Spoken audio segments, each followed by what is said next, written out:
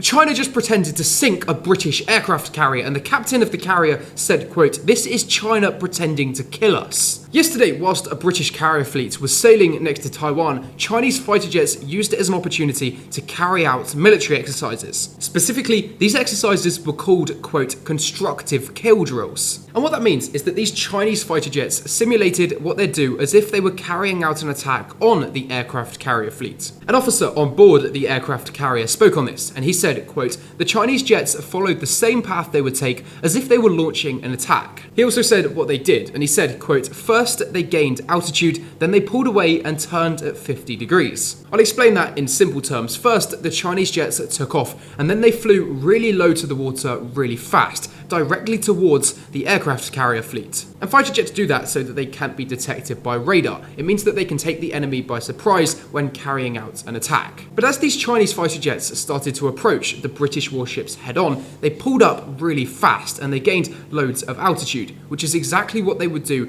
if they were about to launch a missile. But then at the very last moment, when the fighter jets were expected to launch missiles at the British ships, they aborted, turned 50 degrees and pulled away. Now the UK knew that these Chinese fighter jets were not going to launch an attack on British warships. It would be stupid.